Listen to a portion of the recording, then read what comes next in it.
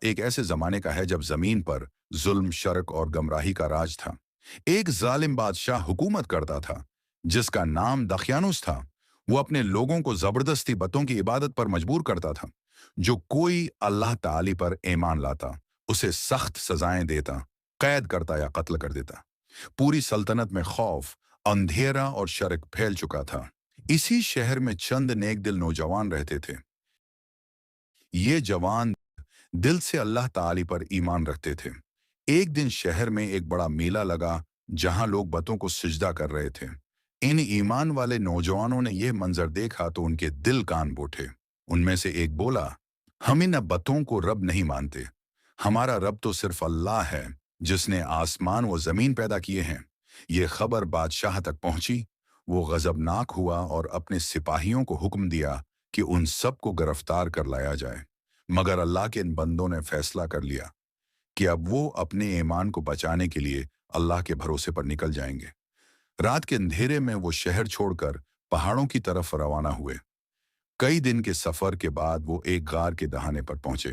تھکے، پیاسے اور خوف زدہ وہ اللہ کے حضور جھک گئے اور دعا کی، اے ہمارے رب، ہمیں اپنی طرف سے رحمت عطا فرما اور ہمارے معاملے میں ہمیں راہ راست دکھا۔ اللہ تعالی نے ان پر نیند طاری کر دی، ایسی نیند جو 309 سال تک رہی۔ ان کا وفادار کتا قطمیر غار کے دہانے پر بیٹھا پہرا دیتا رہا۔ اللہ تعالی نے اپنی قدرت سے انہیں محفوظ رکھا۔ قرآن میں فرمایا گیا، جب سورج نکلتا تو ان کے غار سے دائیں طرف جھک جاتا اور جب ڈوبتا تو بائیں طرف ہٹ جاتا، اور وہ غار کے کشادہ حصے میں ہوتے۔ اللہ تعالی انہیں کبھی دائیں کروڑ دلاتا، کبھی بائیں، تاکہ ان کے جسم سلامت رہیں۔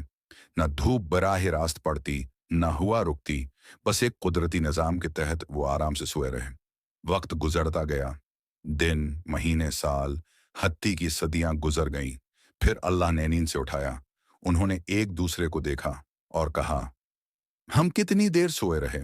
ایک نے کہا، شاید ایک دن یا آدھا دن۔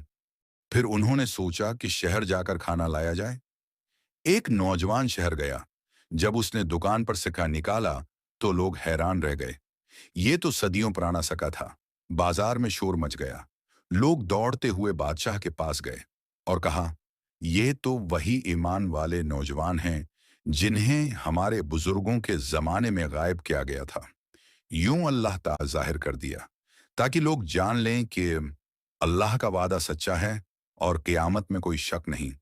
پھر اللہ نے انہیں دوبارہ اپنی رحمت کے سائے میں سلا دیا۔ لوگوں نے ان کے غار کے پاس